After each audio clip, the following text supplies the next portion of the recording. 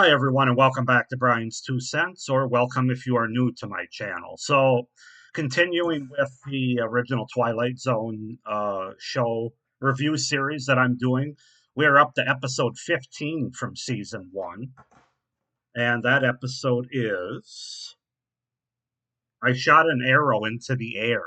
It's titled.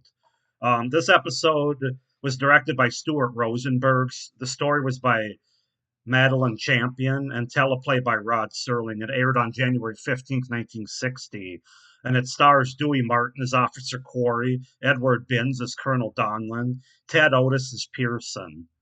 And basically, this is an episode that a manned space flight with 8 crew members crash lands on what the astronauts believe to be an unknown asteroid with an area of desert and jagged mountains. Only 4 of the crew survived the crash: the commanding officer Donlin, crewman Corey and Pearson, and a crewman named Huddock, who is badly injured and barely alive, and the chances of rescue or survival are bleak.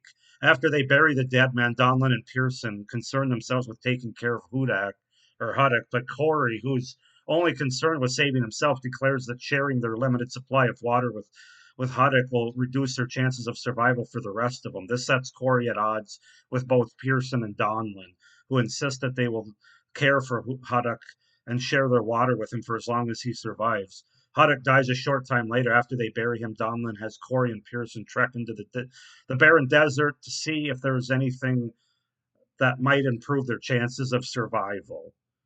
And then the episode kind of goes from here. So yeah, this is an episode with basically 3 characters, 3 actors for the most part. And it's like I said, it's on this, or yeah, it says it's in this barren desert sort of asteroid that they're on, that they crash into, and um, really our big antagonist here is Officer Corey, of course, because he is selfish. He's trying to save himself and the hell with everybody else, basically. And that kind of, as the episode goes, you know, he has his hand in he certainly has his hand in being the only one left by the end of the episode. Now, this episode's a little strange because once again we get Rod Serling to come to give us some narration before the end of the episode. Like, he always narrates at the beginning and the end, but there's a few episodes, especially in season one, where he jumps in the middle, or kind of the middle towards the end, but it's not the end, and that's the case in this episode, where he's basically narrating, "Go on, Mister Corey, go march to whatever," and it just kind of, it was a little bit over narrated. I don't think it's too badly over narrated, though, not as much as what's the episode I really liked from earlier in the season? Oh shoot, why can't I think of it? Walking Distance. Good lord. That one's a little bit over narrated, in my opinion, but not, this one's really not. But basically, this is another episode that has a really good twist at the end. So um, after Officer Corey's the only one left for reasons, which I won't give away. As Pearson was dying, he couldn't speak, but he was drawing something on the ground, and they were trying to determine what it was. And then as because he reached like the plateau or the top of this mountain, and saw over it. So he knows something the other two don't. And then as Corey's the only one that's left, as he gets up there and he looks over, and he has this look on his face and a laugh that he realized what Pearson was trying to draw, and that was a telephone pole. And you see a sign that says Reno, Nevada. And then, of course, the big twist is the fact that they never left the Earth. That basically, and that's why they couldn't be tracked, by the way, too, because your first thought with this episode, well, how come the space station, or what, not the space station, but like the shuttle command, they could never keep track of them. They just disappeared off their radar, so they figured that they crashed or blew up in space or something.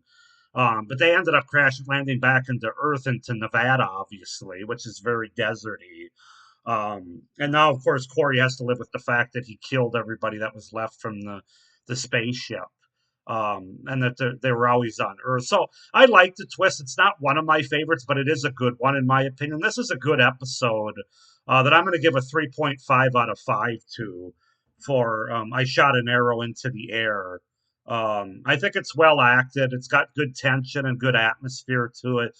And like I said, a good, a pretty, I would say a good twist at the end in typical Twilight Zone fashion. So that's my review for episode 15 from season one. I shot an arrow into the air.